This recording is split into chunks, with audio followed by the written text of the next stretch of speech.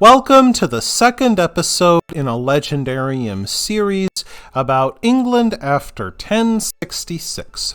In part 2, Walls Tempered with Beasts' Blood, we will talk about how the Normans consolidated control of England by building castles in all parts of the country, and King William would use them to crush rebellions by the native English against Norman rule.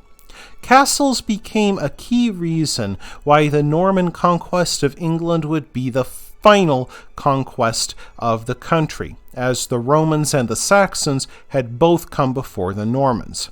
Not only did castles allow Norman lords to outlast rebelling English peasants, but they made a French or Scottish invasion very difficult. During his Christmas court of 1066, King William I rightly sensed that most of his English subjects saw him as an invader and usurper. So he refurbished and expanded an old Roman fortification on the Thames River. This reflected his desire to be identified as a new Julius Caesar. He recruited a French monk named Gundulf, who quarried limestone and cemented it with red mortar. Locals believed the mortar turned red from being tempered with the blood of beasts, but Gundulf actually used ground-up red tiles taken from nearby Roman buildings. The resulting fort was 98 by 117 feet, square-shaped, and had 3 stories. In time, it would be called the Tower of London and became the first of many Norman castles.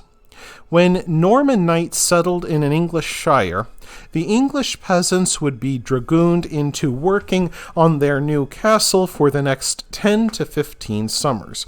To leave no doubt about who ruled, the Normans sometimes built castles on the sites of old English halls. Many others built their castles on roads or rivers to tax and control the movement of goods and men. Minor lords had their English-speaking peasants throw up a mound of earth and then topped it with a wooden tower, called a motte and bailey. They further surrounded them with moats and timber fences, with animal pens, storehouses, stables, and blacksmith shops within the walls. The English peasants forced to toil for 15 summers on the castles of foreign lords believed that the Normans filled these castles with, in the words of one chronicler, devils and evil men. Nationalism is often believed to be a modern invention, yet throughout the Middle Ages, people tenaciously resisted rule by people who were wholly alien to their way of life. And this force helped to drive English resistance to the Normans who took what they wanted when they wanted. Geitha, the mother of the late King Harold Godwinson, fled to the city of Exeter and dwelled in the house of the local Earl, who feared that his estate would, in time, be snapped up by land-grabbing Normans. When King William demanded tribute and oaths of loyalty from Exeter, the Earl and burghers flatly refused. In the summer of 1068, King William and his army began laying waste to the towns of Dorset outside Exeter. Ancient villages went up in gouts of fire, smoke, and ash. As William approached, the frightened city fathers agreed to turn over hostages and take the hated oath of loyalty. When the townspeople learned of this sellout by those who called themselves their betters, they ran out the elders and made ready for war against the Normans. King William approached the city from the northeast, forded the Long Brook, and approached the city. The citizens of Exeter refused to open East Gate to King William, and to show he was serious, William had one of his English hostages blinded before the walls of the city to show the rebels what they could expect. The citizens responded by booing and cursing King William. One man even pulled down his trousers, mooned the king, and farted at him, the only tribute William could expect to receive from Exeter. In response, King William had his engineers dig tunnels under the East Gate to undermine the walls. After 18 days, the East Gate collapsed. Later chroniclers would credit the collapse to God intervening on behalf of King William. Either way, the citizens agreed to surrender, and Geetha vanished before King William entered the city.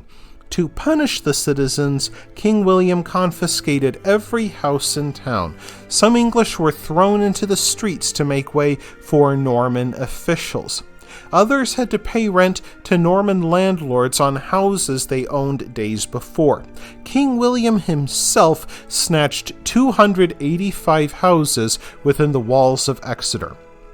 King William left Exeter under the rule of one of his flunkies, Baldwin, now Sheriff of Devon. He began building Exeter Castle, demolishing 48 English houses to make way for a Norman castle. Meanwhile, King William hurried west with his army to quell a rebellion among the Cornish, and in 1069 he went into the Midlands to crush an English rebellion there. Desperate English lords, fearing they would lose everything to the land-hungry Normans, rebelled to save their estates. By doing so, they only hastened their own destruction, and wherever he went, King William installed Norman flunkies in English officialdom with orders to build castles to stave off any further revolts.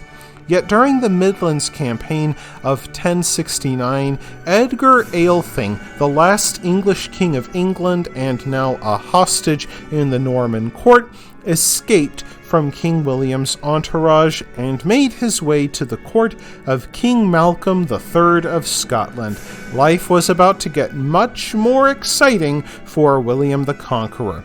That wraps things up for this episode of the Legendarium. I hope you enjoyed it. If you did, press like. If you want to see more, press subscribe. And if you've got anything to say, let me know in the comments section. Thanks again for joining me, and I hope that you have a great rest of the day.